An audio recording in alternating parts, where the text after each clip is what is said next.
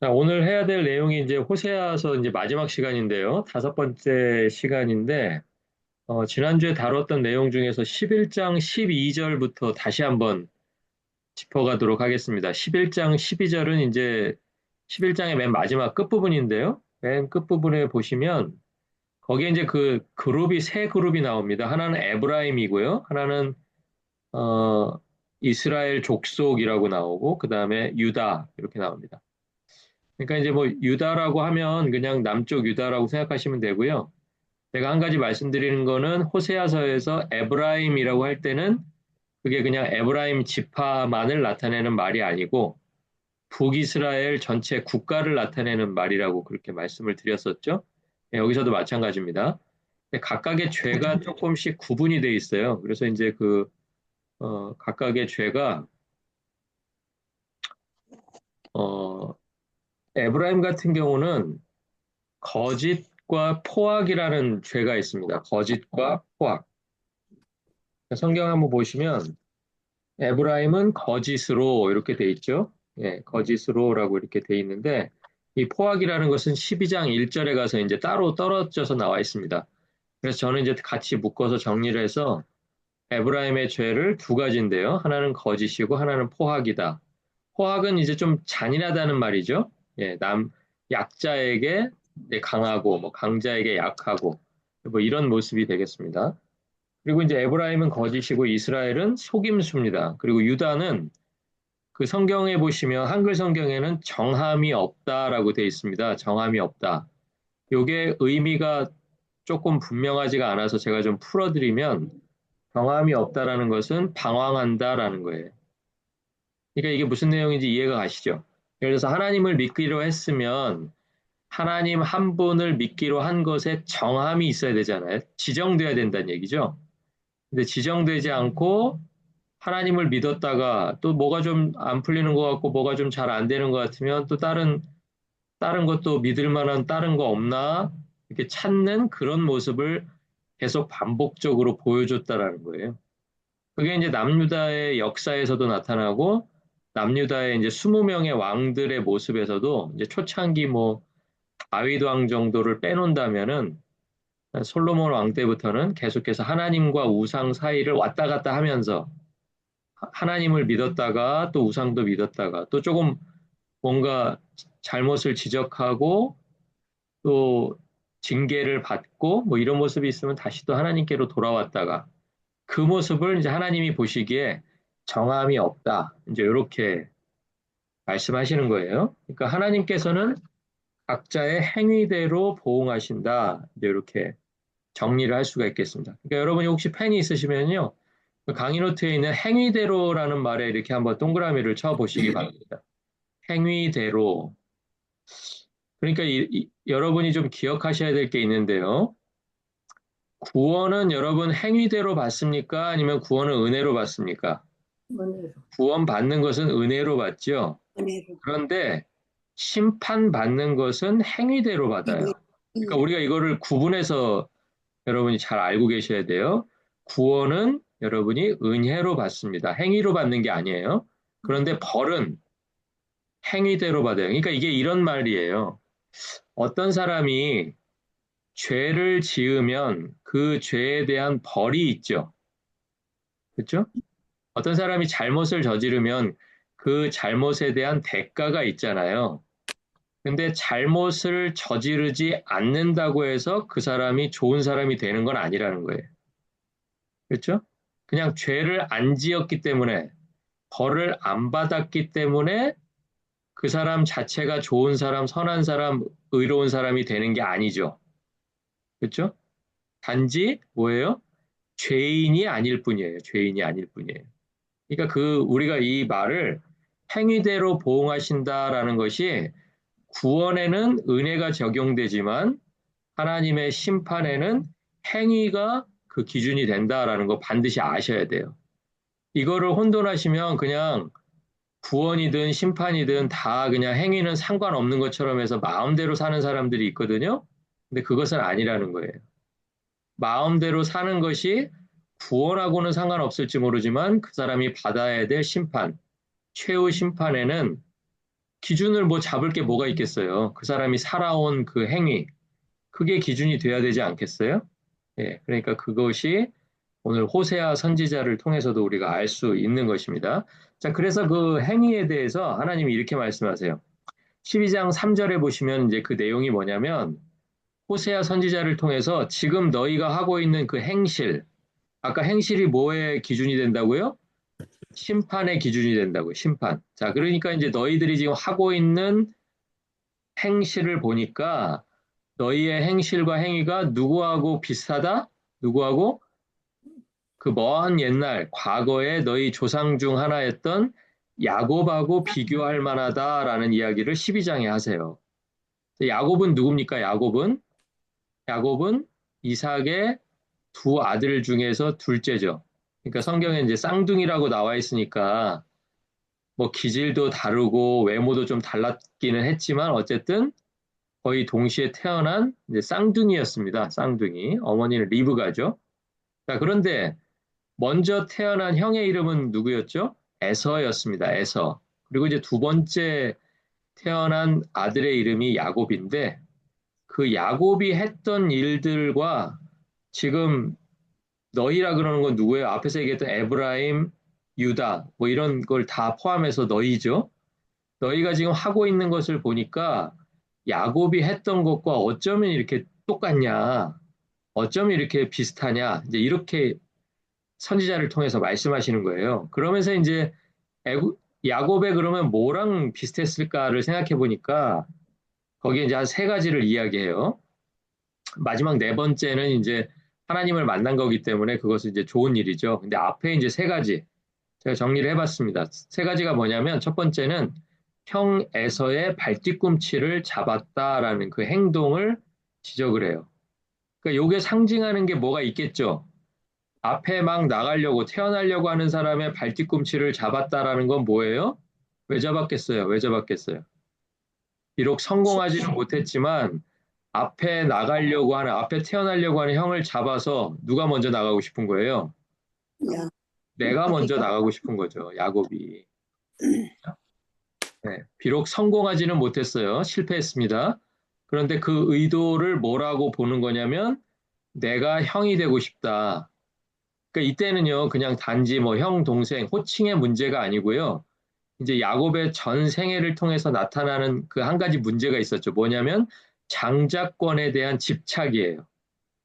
내가 왜 장자가 못 돼서 그때 어머니 말로는 내가 막 태어날 때도 형 발뒤꿈치를 뱃속에서 잡았대는데 그때 그냥 잡지 말고 쑥 땡겨가지고 내가 먼저 나왔으면 내가 장자인데 이제 그렇게 살았다는 거죠. 그러니까 발뒤꿈치를 잡았다는 게 그 의미고요.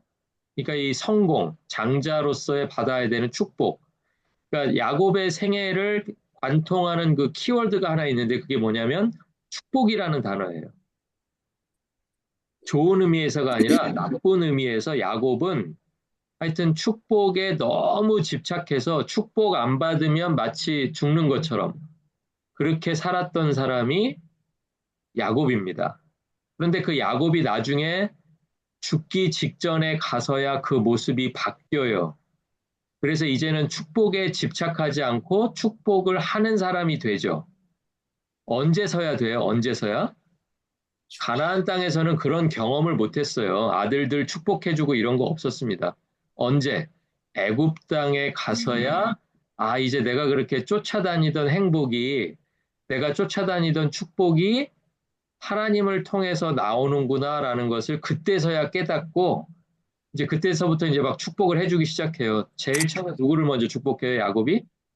야곱이 누구를 축복해요? 자기 아들들을 축복하는 게 아니고요.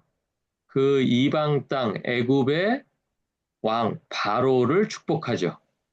바로. 여러분 기억나세요?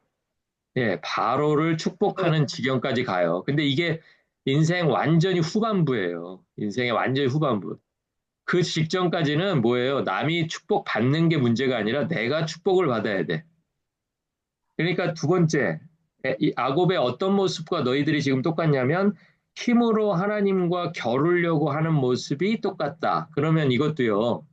힘으로 하나님과 겨루는 모습을 좋게 보고 지금 이야기하는 거예요? 나쁘게 보고 이야기하는 거예요? 그 모습을 나쁘게 보니까 그런 모습이 지금 너희들이 야곱과 똑같다. 이렇게 얘기하는 거겠죠? 이게 만약에 좋은 모습이라면 하나라도 더 본받아야 될 텐데 이게 지금 너희들이 지금 하고 있는 짓이나 옛날에 야곱이 했던 짓이나 똑같은데 이러이러한 것이 똑같다 얘기할 때 그 내용이 부정적인 내용을 지금 이야기하고 있는 거예요. 그러니까 힘으로 하나님과 겨루었다는 것은 쉽게 얘기해서 이런 거예요. 내 인생의 주인이 하나님이냐 나냐를 놓고서 어떻게 하고 싶었다는 거예요. 어떻게 야곱의 생애가 대부분의 생애가 자기가 이기고 싶었다는 거예요. 자기 뜻대로 인생을 가고 싶었던 사람. 자기 인생을 자기가 계획해서 계획한 대로 이루어 보고 싶었던 사람. 그게 바로 야곱의 모습이었다는 거예요. 그런데 몇백 년이 지나가지고 그런 모습이 또 누구한테 보여요? 누구에게? 에브라임과 유다에게도 지금 똑같이 보이지 않냐. 그러니까 너희들 지금 정신 차려야 된다라는 거예요. 예전에 야곱이 보여주던 모습을 너희가 지금 똑같이 보여주고 있다. 한 가지 더요. 12장 3절에 보면 이제 무슨 내용이 하나가 더 나오냐면 야곱이 천사와 겨루어서 이기는 장면이 나옵니다. 사실은 그 싸움을 보면 천사가 진 것 같이 보여지는 싸움이에요? 아니면 야곱이 진 것처럼 보여지는 싸움이에요? 창세기 32장을 읽어보시면 천사가 물론 말로는 천사와 겨루어서 네가 이긴 거다라고 말은 하지만 모습을 보면 야곱이 승자같이 보이는 싸움이었어요? 천사가 승자같이 보이는 싸움이었어요? 천사. 천사가 승자처럼 보이죠? 그 왜 우리가 그걸 알 수 있어요? 야곱은 그냥 환도뼈까지 다 탈골돼 버렸잖아요. 쳐가지고 걸음을 못 걸을 정도로 그게 그냥 잠깐 아픈 게 아니라 평생을 이제 그냥 지팡이에 의존해야 될 만큼 그렇게 자기 뼈가 이렇게 탈골이 될 정도로 다쳐버린 상태니까 뭐 마음만 먹었으면 천사가 뭐 질 이유는 없죠. 근데 그냥 가야 되니까 그래 네가 이겼다 했는데 실제로 모습은 야곱이 패자의 모습이었다라는 거예요. 자, 그러니까 그때도 그렇게 다리를 다쳐가면서까지 제대로 걷지도 서지도 못할 정도로 다쳤으면서도 졌다는 것을 인정 안 하고 끝까지 버틴 이유가 뭐였냐면 나중에 창세기 32장 한번 읽어보세요. 26장 중심으로 해서. 그럼 여러분 이제 금방 아실 텐데 그게 뭐냐면 자기 좀 축복해주고 가라는 거예요. 내가 이기고 지고는 상관없는데 나는 너를 이대로는 못 보낸다. 하나님의 천사이니까 천사에 맞는 무슨 축복을 해주고 그러면 내가 보내지. 그러니까 바짓가랭이 붙들고 늘어져 있는 거예요.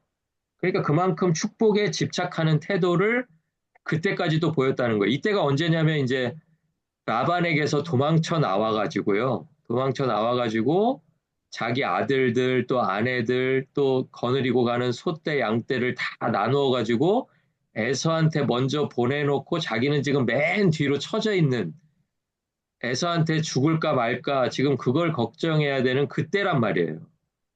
그러니까 그때까지도 아직도 야곱은 그냥 축복을 받는 거, 내가 장자권을 가졌으면 받았을 그 아버지의 축복도 못 받고 그냥 집에서 쫓겨났는데 지금 이 사람을 통해서라도 그 축복을 받았으면 하는 그 마음을 아직도 포기하지 못했던 모습이 창세기 32장까지의 모습이었다는 거예요. 그러니까 우리는 그 모습을 잘못 해석을 해서요. 어떤 분들은 이 부분을 야곱이 기도를 하는데 끝까지 포기 안 하고 기도하니까 하나님이 결국 들어주셨다고 이렇게 아름답게 포장을 하거든요. 근데 그 부분은 그런 내용이 아니에요. 아직까지 야곱이 하나님과 겨루어서도 이겨보려고 하고, 하나님과 겨루어서 이긴다는 거니까 딴 거 아니에요. 자기 의지대로 자기 인생을 살아보고 싶었던 거예요.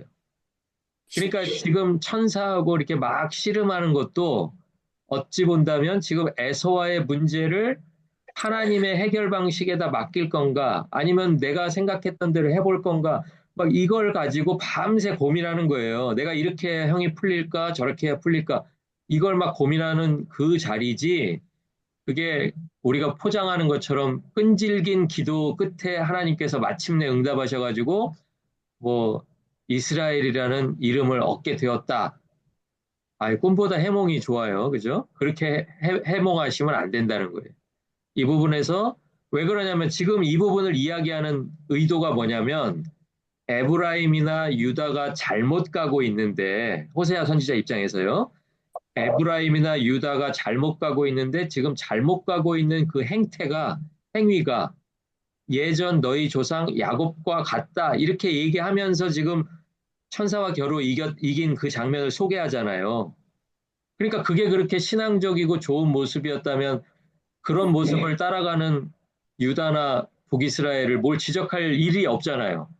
근데 북이스라엘과 유다가 잘못 가고 있다고 얘기하면서 그 부분을 얘기했기 때문에 야곱이 천사와 겨루고 끝까지 막 붙들고 안 놓고 하는 것을 우리가 끈질긴 기도로 볼 수 없다는 거예요. 여러분 이해가 가시죠? 그러니까 뭔가 잘못되어 있다라는 그 한 장면을 지금 소개하고 있는 거다. 이제 이렇게 이해를 하고 보면 그러면 그 장면은 뭐가 잘못되어 있느냐? 하나님의 음성이나 하나님의 계획에 순종하지 못하고 자기 계획과 자기 뜻을 고집하는 끝까지 고집하고 꺾지 않는 그런 야곱의 모습과 현재 북이스라엘 또 남유다의 모습이 닮아 있다. 이것을 선지자를 통해서 알게 하시려는 거예요. 자, 그리고 이제 이스라엘이라는 이름, 제가 이제 오늘 공부를 통해서 한 번 더 이제 여러분에게 알려드리기 원하는데요. 이스라엘. 그 뜻이 뭐냐면 하나님 스스로 왕이 되신다라는 거예요. 하나님 스스로 왕이 되신다. 그러니까 성경에서 하나님과 사람과 겨루어 이긴 다음에 이스라엘이라는 이름을 받아서 이 이름을 마치 하나님과 겨루어서 이겼다라는 뜻으로 잘못 이해하시면 안 돼요. 네, 그 뜻은 분명히 나와 있습니다. 이스라엘은 하나님이 스스로 왕이 되신다. 그러니까 이제 환도뼈가 이제 다 탈골이 돼가지고 어긋나 버려가지고 평생을 불구로 살아야 됨에도 불구하고 그러니까 자기는 지금 축복을 받아야 되는데 오히려 야곱의 모습은 이전보다 더 망가져 버렸잖아요. 그렇죠? 더 축복을 못 받는 모습이 되어 버렸잖아요. 그런데 야곱에게 있어서 중요한 게 뭐냐라는 거예요. 야곱의 인생에 있어서 중요한 게 뭐냐면 하나님이 왕 되셔야 된다라는 거예요. 그러니까 지금까지 내가 멀쩡할 때, 몸이 아무 이상이 없을 때 내가 왕이 되어서 하나님이 왕 되셔야 되는데 내가 왕이 되고 또 하나님이 주인 되셔야 되는데 내가 주인 되어서 살아왔다면 지금은 좀 몸이 불편하고 평생을 지팡이를 의지해서 살아야 할 처지가 돼 있지만 이제 뭐만 기억하면 되는 거예요? 하나님이 왕 되셨다라는 사실을 기억한다면 야곱은 축복받은 사람이라는 거예요. 그렇죠? 그러니까 야곱이 이제 평생 불구가 되고 나서야 그 다음에서야 그런 것들을 하나하나 이렇게 생각해 보게 되더라라는 거예요. 그러니까 만약에 야곱이 그 야복강 나루에서 그 천사와 씨름했던 그 사건이 없었다면 야곱은 아마 평생 나이는 들었지만 계속해서 축복에 집착하고 자기가 주인이 되려고 하고 자기가 왕이 되려고 하는 삶을 살았을지도 몰라요. 그런데 그 사건을 통해서 이제 야곱이 이게 축복받았다는 게 그게 아니구나. 축복받았다는 것은 내 인생에서 하나님이 왕 되시는 거구나. 이걸 깨달았다는 거예요. 우리도 마찬가지예요. 누가 복받은 사람인가? 그럼 내가 뭐 하는 일이 좀 잘 되고 내가 하는 일이 남보다 좀 빨리 되고 이게 복받은 게 아니라는 거예요. 누가 복받은 거예요? 내 인생에서 하나님이 왕 되시고 하나님이 주인이시라고 고백하는 그 인생이 하나님 앞에서 축복받은 인생이라는 거예요. 여러분 이거 꼭 기억하세요. 예. 그거를 우리가 호세아서를 통해서 알 수가 있습니다. 그리고 이제 마침내 이제 네 번째는 이제 잘못한 게 아니라 베델에서 하나님을 만났어요. 그게 누구냐면 야곱이요.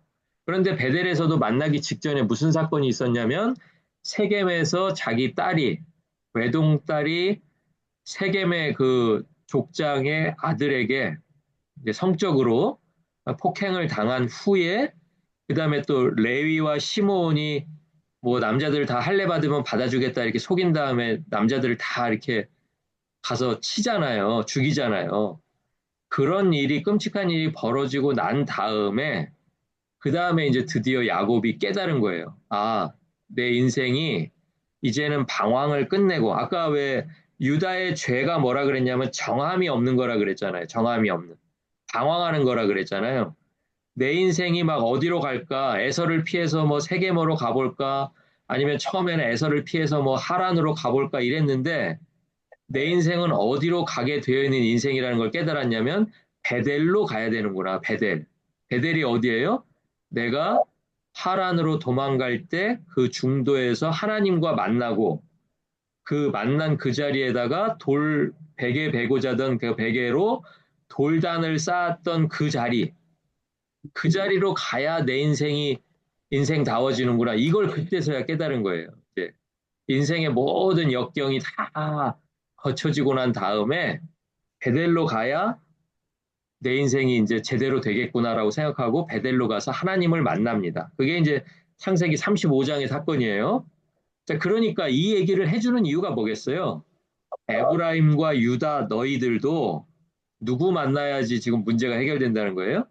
하나님 만나야 된다. 네가 지금 주인인 것처럼 네가 그냥 뭐 나라가 좀 강해지고 힘이 세지고 하니까 하나님 없어도 되는 것처럼 그렇게 속이고 거짓으로 포악으로 방황으로 그렇게 살아가는데 너희 인생이 문제가 풀리려면 뭐가 해결돼야 된다? 하나님을 만나는 일부터 해결돼야 된다. 그 얘기를 지금 해주고 싶은 거예요, 호세아가. 그래서 야곱 얘기를 꺼낸 겁니다. 그러니까 나중에 여러분 시간 내셔서 성경 12장, 13장, 14장 읽으시면서 제가 거기 빨간 글씨로 써놓은 그 창세기 32장 또 창세기 35장 요 두 본문도 꼭 좀 읽어 보시기를 권해드립니다. 자, 그리고 이제 결론적으로 호세아가 뭐라 그러냐면 거기 한번 밑줄 한번 쳐보세요. 여러분이 가지고 있는 펜으로 맨 마지막 줄 하나님께 돌아오라 인애와 정의를 지켜내라 그리고 항상 너의 하나님을 바라라. 요거를 이제 해결책으로 제시해 주는 거예요. 심판이 하나님이 심판을 계획하고 계시지만 그 심판을 피해갈 수 있는 길이 뭐냐면 하나님께로 돌아오라는 거예요. 인애와 정의를 지켜내라는 거예요. 인애는 사랑이죠. 예. 우리가 하나님에게 사랑을 받고 그 받은 사랑으로 이웃을 사랑하는 그게 인애예요. 그리고 항상 너의 하나님을 바라라. 하나님을 소망한다는 거예요. 하나님을 소망하고 문제를 만나든지 어려움을 겪든지 할 때 네가 풀어보려고 애쓰지 말고 네가 주인이라고 주장하지 말고 주인 대신 하나님을 바라라. 그것을 선지자가 지금 해결책으로 내놓고 있다는 거예요. 자, 그러면 이제 이 해결책을 들었으니까 이제 선택은 둘 중에 하나겠죠. 선지자가 해결책을 제시한 대로 살든지 아니면 반대로 살든지 어떻게 갔을 것 같으세요, 여러분? 실제로는 에브라임이나 유다가 어떻게 갔을 것 같으세요? 선지자 말을 들었을 것 같으세요? 아니면 선지자 말을 안 들었을 것 같으세요? 우리가 딱 생각해봐도 안 들었을 것 같죠? 그걸 어떻게 알아요? 역사에서 두 나라가 다 망해버렸잖아요. 선지자 말을 따라갔다면 안 망했어야 되는데 역사 속에서 북이스라엘이 아수르에게 망하고 또 유다가 바벨론에게 망한 걸 보니까 아, 이 호세아 선지자가 이야기한 세 가지를 한 가지도 지키지 못했구나. 그걸 우리가 알 수 있는 거죠. 자, 실상은 이제 12장 7절에 나와 있습니다. 이 사람들이 어떻게 살았냐면 야곱 같이 그렇게 막 속이고 거짓말하고 막 이런 식으로 살았다는 거예요. 야곱이 뭐 속이고 거짓말한 건 너무 많잖아요. 장자권을 빼앗으려고 할 때도 속이고 거짓말하고. 그죠? 예. 뭐 어디를 가도 야곱은 그냥 그걸로 위기를 극복하고 또 하나하나 고비를 넘어가고 이제 이런 사람이었거든요. 그런데 중요한 건 뭐냐면 거짓 저울로 속이면서 이렇게 얘기했다는 거예요. 북이스라엘 사람들이 나는 부요하다. 그러니까 속이는 이유가 있어요. 속이는 건 나쁜 일인데 이유가 뭐예요? 이유가 부요하게 되고 싶어서. 그런데 부요하게 되기 위해서 속였는데도 나중에 보면 뭐라고 얘기하냐면 나는 불의가 없다. 이렇게 얘기하는 거예요. 그러니까 처음에 한 번 거짓말하고 한 번 속이는 건 굉장히 어려워요. 힘들어요. 그런데 사람이 자꾸 속이고 자꾸 거짓말하다 보면 나중에는 어떻게 돼요? 나중에 이렇게 되는 거예요. 나는 불의함이 없다. 그리고 나는 불의함이 없다라는 사람이 한 명, 두 명 막 늘어나다 보면 사회 전체가 이제 그런 분위기가 되는 거예요. 아니, 뭐 저 사람도 속여서 부유하게 됐는데 나도 좀 속이고 조금 비겁해지고 그래서 좀 더 늘어나서 더 가질 수 있다면 그렇게 해도 되는 거 아니야? 이제 이렇게 생각하기 시작하면은 이제 불의의 기준이 바뀌는 거예요. 그전에는 저 불의한 사람 이렇게 비난하던 사람이 이제 똑같은 사람이 되어서는 이제 자기를 비난할 수 없잖아요. 그렇죠? 그러니까 우리는 서로 불의하지 않은 사람 이렇게 되는 거예요. 여러분 우리 주변에서 지금 일어나고 있는 일들이 다 그런 맥락 아닙니까? 그렇죠? 혼자서 잘못할 때는 겁도 나고 부담도 되고 막 식은땀도 나고 그래요. 그런데 여러 번 잘못하고 또 잘못하는 사람들끼리 뭉치면 그 다음에 잘못한 게 없다는 식으로 뻔뻔하게 나오는 거예요. 우리는 불의가 없다. 다 법대로 했다. 다 절차대로 했다. 이제 이런 식으로 가는 거죠. 자, 그러니까 이제 하나님께서 어떤 계획을 세워주시냐면, 에브라임이 다시 광야의 장막에 거주해야 되겠다. 이제 이렇게 가는 거예요. 여러분, 장막 그러시면 어떤 시대가 떠오르세요? 장막? 장막은 뭐 가나안 땅에 들어온 이후에는 장막에 산 적이 거의 없죠. 1년에 한 번, 장막절, 초막절에만 옛날을 기억하면서 장막을 쳐놓고 이제 그 안에서 살은 절기는 있었지만 생활은 이제 집에서 했잖아요. 근데 장막에서 살던 시대가 어느 시대예요? 어느 시대? 광야 시대예요. 광야 시대. 그러니까 하나님께서 애굽에서 끌고 나오셔서 가나안 땅으로 인도에 들어가기 직전까지 40년 동안 생활했던 그 광야로 다시 에브라임을 몰아내야 되겠다. 그게 이제 하나님의 계획인 거예요. 물론 장소적으로 똑같은 광야는 아니지만 아수르에게 멸망한 이스라엘 백성들이 다 이방으로 뿔뿔이 흩어져서 광야 생활을 시작했고요. 또 바벨론에게 멸망한 유다 역시도 나라를 지탱하고 있었던 젊은이들, 또 나라를 이끌어갔던 지도자들, 이런 사람들이 다 바벨론으로 끌려가서 그때서부터 이제 장막 생활, 광야 생활 시작하는 거예요. 타국에서, 이방 땅에서. 그리고선 그 세월이 70년의 세월이 지나고 나서야 비로소 이제 자기 고국 땅으로 다시 돌아오게 되는 이제 앞에는 40년 광야 생활이었지만 이제는 40년 광야 생활이 아니죠. 북이스라엘 같은 경우는 아예 나라가 그냥 없어진 채로 그대로 끝나버렸고 유다도 70년이 지나서야 땅으로 돌아올 수 있었던 그런 역사를 이제 기억을 하셔야 됩니다. 자, 그래서 이제 하나님께서 광야의 장막에 거주하게 하실 것이다. 이것을 이제 호세아가 이야기했고요. 왜 그러면 이렇게 바로 그냥 없애는 것까지 말씀하셨을까? 이게 처음부터 이런 건 아니었다는 거예요. 네, 성경에도 나와 있는데요. 12장에 나와 있는 말이 이런 말이 있습니다. 선지자들이 말을 통해서, 그 말로, 직접 사람한테 이제 말로 전하는 거죠. 때로는 선지자들의 이상이라는 거 꿈입니다. 꿈, 계시, 꿈, 뭐 이런 거예요. 그 다음에 비유, 이런 것들을 통해서 하나님께로 돌아오지 않으면 하나님께서 언젠가는 벌하신다, 이거를 수십 년, 수백 년 동안 계속 전해왔던 거예요. 호세아가 처음이 아니라 그랬죠? 네, 호세아는 처음이 아니에요. 첫 번째 선지자가 아닙니다. 성경에 기록된 선지자도 많지만 기록되지 않은 선지자도 또 있었을 거예요. 또 무명의 선지자도 성경에서 많이 찾아볼 수가 있습니다. 그러니까 그 얘기는 뭐냐면 하나님께서 긴 세월을 통해서 이렇게 계속 삶을 고집하고 하나님께로 돌아오지 않고 또 나는 불의가 없다라고 이렇게 교만하게 살다가는 언젠가 어느 시점에 가서는 하나님의 심판이 내려질 수밖에 없다. 근데 호세아는 그걸 이제 구체적으로 얘기하는 거예요. 호세아 이전의 선지자들이 이미 말과 이상과 비유로 이러한 사실을 경고해 왔었습니다. 그러니까 경고만 하면 뭐예요? 이제 제일 중요한 건 뭐예요? 경고를 들어야죠. 예.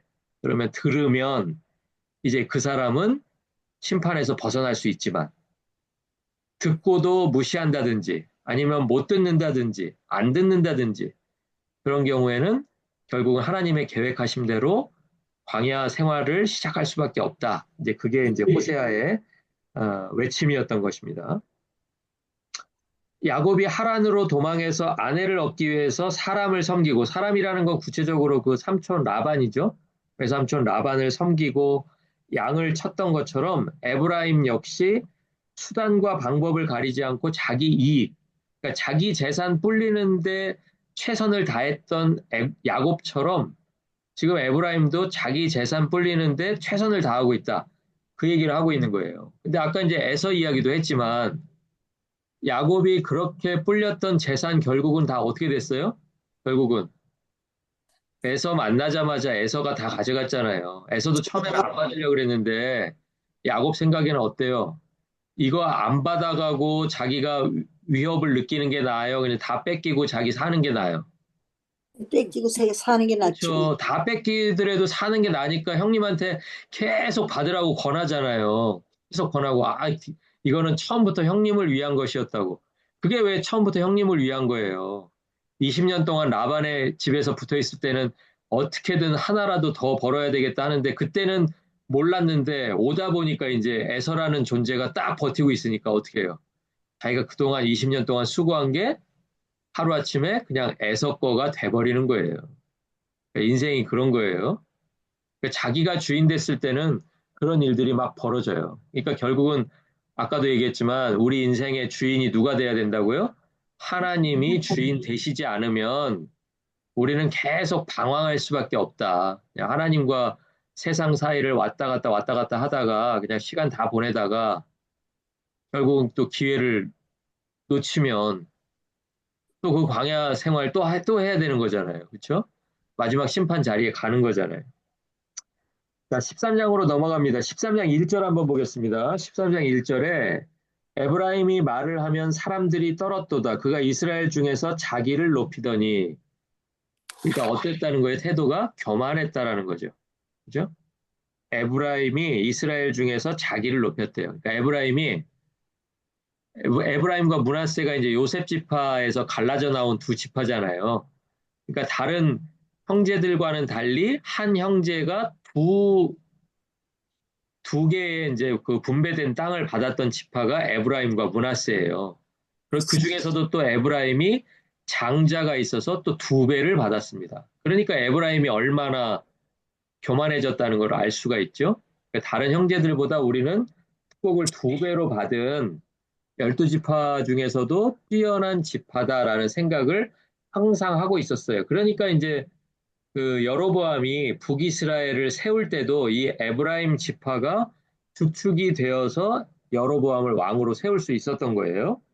자, 그러니까 하나님께로 돌아오지 않고 바알을 선택한 것을 에브라임의 죄다라고 이렇게 그렇게 지적하고 있습니다.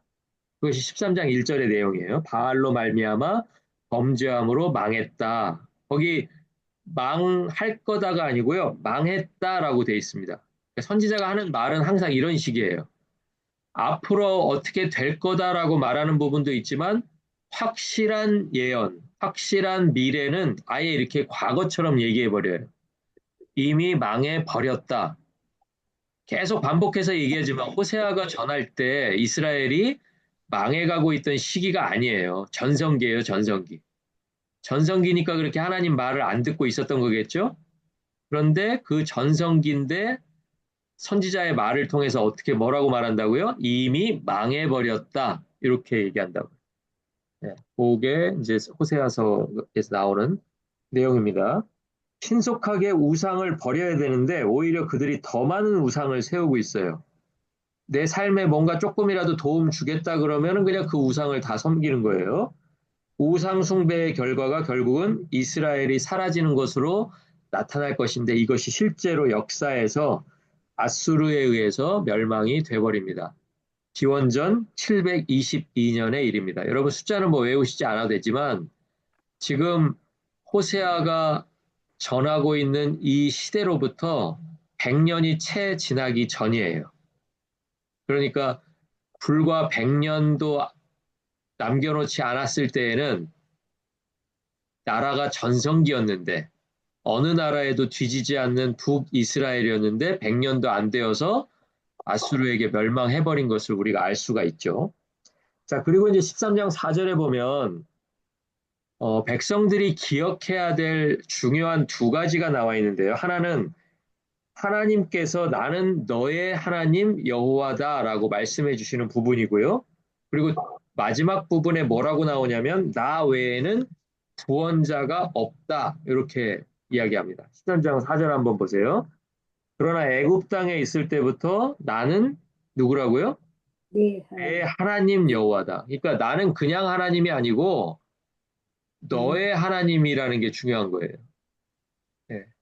나는 그냥 여러 신들 중에 하나가 아니고 여러 우상 중에 하나가 아니고 너하고 관계가 있는 너의 하나님이다라고 말씀해 주시면서 나 외에는 구원자가 없다. 그러니까 이 사람들이 전성기 때 어느 역사를 기억을 해야 되겠어요? 자기들이 한때는 애굽에서 노예로 있었던 그 역사. 죄와 사망에게 붙들려 있었던 것처럼 애굽에서 붙들려 있다가 누가 구원해 주셨어요? 하나님이 구원해 주셨잖아요. 하나님, 하나님, 그러니까 역사 속에서 구원해 주신 분은 하나님 한 분인데 그걸 자꾸 잊어버리는 거예요. 나라가 힘이 세지면 세질수록 하나님은 잊어버리고 처음부터 우리는 우리에게 이런 군사력과 정치력과 지도력이 있어서 나라를 세울 수도 있고 다른 나라를 쳐들어갈 수 있다라고 생각한 데서부터 그 죄가 시작되었다라는 거예요. 그러니까 잊고 있었던 그 애굽에서 우리 조상들을 건져 주셨던 그 하나님을 호세아 시대에 빨리 기억해야만 하나님이 계획하신 심판에서 벗어날 수가 있는데 이 사람들은 그러지 못했다는 거예요. 그러니까 은혜를 수없이 경험했지만 이스라엘이 하나님을 거역했다. 그러니까 하나님께서 이제는 구원자 하나님이 되시는 게 아니라 내가 이스라엘의 파괴자가 될 거다라고 말씀하시는 거예요. 내가 이스라엘의 파괴자가 될 거다. 그러니까 그게 7절에 나오죠. 7절에. 7절 한번 보실래요? 그러므로 내가 그들에게 사자 같고 귓가에서 기다리는 표범 같으리라. 누구에게요? 그 북이스라엘에게. 길 가다가 뭐 사자 만나보셨나요? 표범 만나보셨어요? 우린 뭐 동물원 가서나 봤지. 동물원 가서도 위험하니까 우리 안에다 넣어놓고 그냥 멀찌감치 구경만 하잖아요. 근데 길을 걸어가다가 사자 만났다고 생각해 보세요. 표범 만났다고 생각해 보세요. 만났어. 그냥 뭐 머리 한번 쓰다듬어주고 그렇게 갈 수 있는 동물들이 아니죠. 뭐 도망칠 수도 없어요. 뭐 우리 속도로는 뭐 도망갈 수도 없어요. 그냥 죽을 수밖에 없는 거예요, 거기에. 근데 누가 그런 모습으로 나타나시겠다는 거예요, 누가? 하나님이 지금 사자나 표범같이 나타나시니까 뭐하러 오신다는 얘기예요. 물으려고 오시든지 죽이려고 오시든지 둘 중에 하나잖아요. 물든지 죽이든지. 그러니까 그런 하나님으로 왜 오시게 그렇게 해야 되냐고요. 하나님은 구원자신데 그 구원자 하나님으로 인정하고 구원자 하나님을 찬양하지 못하니까 계속 기회를 주시고 여러 선지자들 보내시고 하다가 마지막에는 어떻게 하신다? 하나님이 파괴자의 모습으로 나타나신다. 8절은 더 무서운 사람이 나와요. 새끼 잃은 곰같이. 이게 잠언에도 이런 표현이 나오죠. 예, 예, 미련한 여자랑 한번 사느니 차라리 새끼 빼앗긴 곰이랑 만나는 게 낫다. 그런 이야기가 나오잖아요. 얼마나 여기도 보니까 새끼 잃은 곰, 이게 얼마나 사납겠어요. 새끼 때문에 막 흥분해가지고 아무나 보는 대로 그냥 자기 새끼 잡아간 줄 알고 그냥 앞발로 한 대 탁 쳤다고 생각해 보세요. 그냥 뭐 나가 떨어지든지 죽든지 뭐 그렇게 하잖아요. 근데 누가 이런 모습으로 오시는 거예요? 하나님이. 하나님이 막 사자, 표범, 곰, 뭐 이런 암사자 이렇게 오시겠다는 거예요. 그러니까 이렇게 오시지 않으셔야죠. 이렇게 오시지 않게 살아야 되는 거 아니에요? 근데 얼마나 형편없게 살았으면 그 하나님이 구원자신데 그 하나님이 구원자로서 삶을 하나님을 포기하고 그냥 내가 너희들을 파괴자로 나타나서 그냥 파괴할 수도 있다라는 이런 이야기를 하시겠냐고요. 그러니까 이게 이 아버지 마음을 이해를 해야죠, 그죠? 자, 10절로 넘어가겠습니다. 13장 10절에는 하나님의 심판은 아무도 막을 수 없다. 이제 심판이 아직 오지 않아서 그렇지. 심판이 한번 시작되면 그 다음엔 뭐 막을 수가 없다. 누가 막을 수 없냐면 왕도 막을 수가 없고요. 지도자도 막을 수 없고 재판장을 막을 수도 없어요. 재판장이 막을 수도 없어요. 왜냐하면 왕이나 지도자나 재판장이나 다 하나님이 주신 사람들이에요. 그러니까 그런 사람들이 나라에 뭐 왕은 하나지만 지도자나 재판장은 여럿 있었을 거 아니에요. 그렇죠? 북이스라엘이 강대국이었으니까 나라를 지도하는 사람들이 한 명, 두 명이 아니었을 거 아니겠어요? 그런데 그런 사람이 아무리 많아도 하나님께서 이스라엘에 재앙과 위기를 주시겠다고 마음먹으면 그때 가서는 아무도 도움이 되지 않는다라는 거예요. 그러니까 이거를 우리가 알 수 있는 게 뭐냐면 왕이 왕답지 못해서 지도자가 지도자답지 못해서 재판장 역시 뭐 뇌물이나 받고 무죄 나올 걸 유죄로 만들어주고 뭐 유죄를 무죄로 만들어주고 이런 짓들을 하다 보니까 막상 하나님께서 이제 심판하시겠다고 하면 왕이 아무리 힘을 써도 뭐 지도자가 재판장이 하나님 앞에 엎드려도 그게 되지가 않는다라는 거예요. 그러니까 리더가 없고 어른이 없는 시대다. 이 시대가. 그것을 호세아가 지금 지적을 하고 있습니다. 자, 그리고 이제 14장, 마지막 14장으로 넘어가 보겠습니다. 14장 1절에 보면요. 이스라엘아 내 하나님 여호와께로 돌아오라. 이거 어디서 많이 들었던 말이죠. 네, 많이 들었던 말이죠. 어디에서 찾을 수 있어요? 호세아 앞부분에 이미 나왔던 거예요. 그렇죠? 호세아 앞부분에 이미 나왔어요. 네. 호세아만 이렇게 말했어요? 다른 선지자들 역시 마찬가지였죠. 제가 항상 말씀드리지만 12권의 소선지서를 공통으로 한 문장으로 압축하면 하나님께로 돌아와라, 돌아와야 산다. 이거였잖아요. 그게 이제 14장 1절에 마지막으로 한 번 더 호소하는 거예요. 그러니까 이건 참 귀한 말씀이에요. 왜냐하면 호세아 뒤에는 또 누가 올지는 모르겠지만 어쨌든 호세아로서는 지금 마지막이잖아요. 호세아는 할 만큼 한 거예요. 그렇죠? 호세아는 진짜 할 만큼 했어요. 그죠? 결혼도 두 번이나 해가면서 하나님이 이 사람이랑 혼인해가지고 뭐 누구 아들인지도 모를 자식을 낳아라 그러면 또 그대로 하고 그렇죠? 가서 노예가 노예를 사올 때 주는 돈의 절반을 주고 누구를 사오라 그러면 또 가서 그 아내 될 사람을 사오고 뭐 이런 일까지 다 했었잖아요. 그런데 그런 호세아가 자기의 글을 마무리하면서 14장 1절에 마지막으로 뭐라고 얘기하냐면 똑같은 얘기를 하는 거예요. 하나님께로 돌아와라. 예. 그러니까 이거는 몇 번을 강조해도 다짐이 없지만 이 말을 들어야 소용이 되는 말이지 하나님께로 돌아오라고 외치기만 해서는 여기서 끝나지가 않는다는 거예요. 문제를 해결하려면 이 말을 듣고 진짜로 돌아와야 되는 거예요. 자, 돌아오는 사람의 모습은 근데 어떻게 확인할 수 있냐? 이제 세 가지로 나옵니다. 첫 번째는 말씀을 가지고 있어야 된다. 그러니까 말씀을 기억하지 못하면요. 돌아오고 싶어도 못 돌아와요. 여러분 이거 아셔야 돼요. 그래서 우리가 말씀이 중요하다는 거예요. 돌이키고 싶은데 어떻게 돌이킬지를 몰라. 이 얘기는 뭐예요? 말씀의 기준이 세워져 있지 않다는 거죠. 뭐부터 바꿔야 될지 모르겠어. 나는 뭐 어디를 어떻게 해야 될지 모르겠어. 손대야 될지 모르겠어. 이럴 때가 있잖아요. 그러면 그때 그 사람에게 가장 필요한 게 뭐예요? 말씀이라는 거예요. 말씀.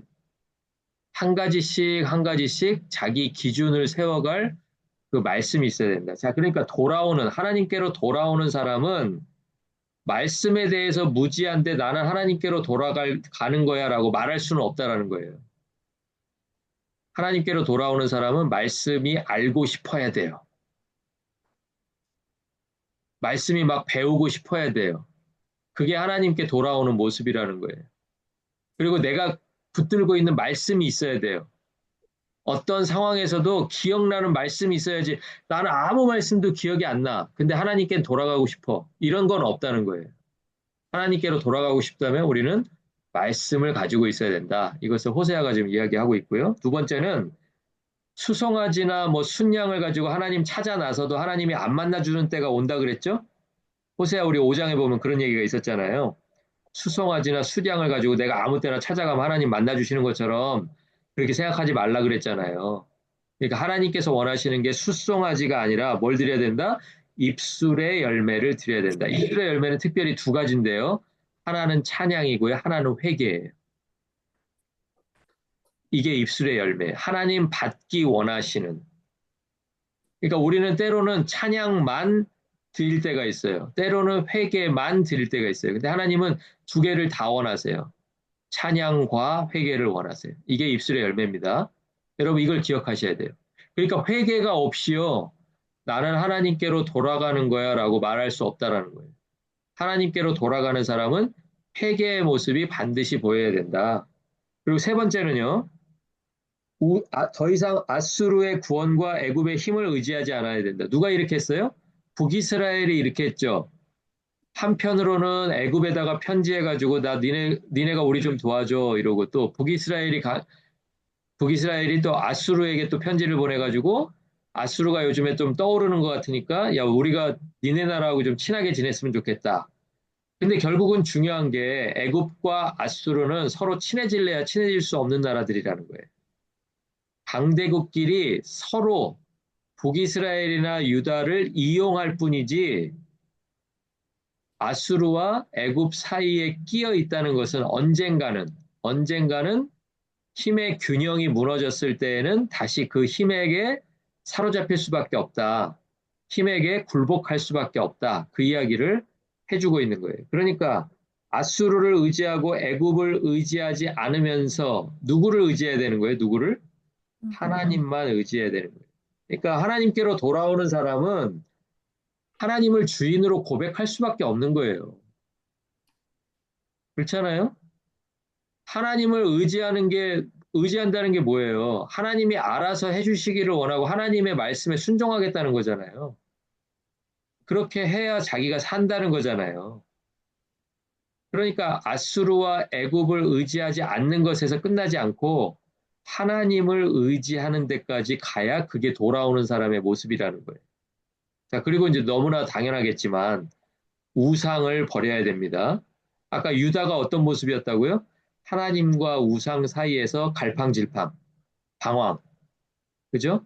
하나님도 한번 발 들여봤다가 또 우상에게도 한번 또 발 들였다가 뭐 이런 식이었다라는 거예요. 그러니까 한쪽을 완전히 잘라내야 된다는 거예요. 뭐를? 우상을 잘라내야 그게 진짜 하나님께 돌아오는 사람의 모습이다. 요 네 가지 꼭 기억하시기 바랍니다. 첫째는 말씀을 가지고 있어야 된다. 그리고 두 번째는 입술의 열매를 드려야 된다. 그러니까 눈에 보이는 재물이 중요한 게 아니고요. 그 사람의 그 예물 드리는 그 사람의 입술에 회개와 찬양이 있는가. 그게 중요한 거예요. 그러니까 회개하고 찬양하지 않으면서 하나님 앞에 제물만 드리는 것은 이 당시 이 사람들이 수송아지와 순양 가지고 다니면서 마음대로 살면서 내가 이거 드리기만 하면 하나님이 받아주실 거야 했던 거랑 똑같다는 거예요. 여러분 꼭 기억하셔야 됩니다. 그리고 아수르의 구원과 애굽의 힘을 의지하지 않아야 된다. 그리고 마지막으로 우상을 버려야 된다. 이 네 가지. 이 모습이 돌아오는 하나님께로 돌아오는 사람에게서 반드시 나타나야 된다. 네, 그것을 호세아가 말씀하고 있습니다. 자, 그리고 14장 4절이고요. 14장 4절은 이제 마침내 회복하는 거예요. 만약에 그렇게 돌아온다면, 이건 가정을 해야 돼요. 무조건 하나님의 진노가 이스라엘을 떠나는 게 아니고요. 이스라엘에게 내리기로 하신 하나님의 진노가 떠나기 위해서는 이스라엘이 돌아오는 모습을 보여야 되는데, 돌아오는 모습을 보인다면, 14장 4절에 말씀하신 것처럼, 진노가 이스라엘을 떠날 것이다. 그리고 이제 이전까지는 아까 뭐 사자처럼 표범처럼 뭐 새끼 빼앗긴 곰처럼 나타나시겠다고 말씀하신 하나님이 이번에는 뭘로 나타나세요? 이슬처럼 이스라엘 위에 내리시겠다라고 말씀하세요. 이슬은 왜 내리는 거예요? 이슬은 자라게 하려고 내리는 거예요. 아까 곰하고 표범하고 사자는 왜 왔어요? 왜? 자라게 하려고 온 게 아니라 죽이려고, 무너뜨리려고 왔죠? 불러주려고. 네, 그러니까 이슬은 왜 내려요? 이슬은 자라게 하려는 거예요. 생명을 주려고 하는 거예요. 우리는 이슬이 있으면 살아요. 하나님이 주시는 이슬이 우리를 살리는 거예요. 자, 우리 14장 9절 마지막에 제가 기록해놨는데요. 같이 한번 읽고 공부 마치겠습니다. 누가 지혜가 있어 이런 일을 깨달으며 누가 총명이 있어 이런 일을 알겠느냐? 여호와의 도는 정직하니 의인은 그 길로 다니거니와 그러나 죄인은 그 길에 걸려 넘어지느니라. 그러니까 지혜가 있어서 지금 앞에 14장 전체 지금까지 해왔던 이 말을 선지자 입장에서는 너무 안타까운 거예요. 누가 이걸 좀 깨달아야 되는데 내가 전한 말씀 누구 한 명이라도 깨달아야 되는데 이런 일을 누가 알 수 있을까 하는 안타까운 마음인 거예요.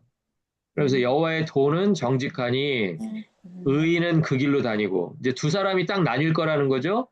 이 말씀을 깨닫기만 하면 그 사람은 의인의 길로 다닐 건데 만약 하나라도 깨닫지 못한다면 그 길에 걸려서 넘어지겠구나라고 선지자가 예언처럼 말하고 있다는 것입니다. 이제 선지자의 예언은 끝났습니다. 이제 중요한 것은 북이스라엘과 유다가 선지자가 말했던 그 경고를 받아들이느냐, 받아들이지 않느냐, 거기에 달려 있습니다. 어떻게 됐는지는 여러분 잘 아시지만 선지자가 왜 이렇게 외치고 또 가장 중요하게 외치는 게 뭐였는지 여러분이 기억하실 수 있기를 바라고요. 오늘 이렇게 5번에 걸쳐서 이제 호세아를 공부를 마쳤습니다. 다음 주에는 이제 여러분 한 주 휴강하겠습니다. 1월 첫 번째 주 목요일인데요. 다음 주 한 주 휴강하시고요. 두 번째 주 목요일에 아마 제 기억으로는 1월 9일인 것 같아요. 네, 11일이 토요일이니까 1월 9일 목요일에 다시 준비해서 새 첫 번째 목요 성경 공부로 만나 뵙겠습니다. 오늘 공부하시느라고 수고 많으셨습니다. 감사합니다. 수고하셨습니다. 수고하셨습니다. 감사합니다.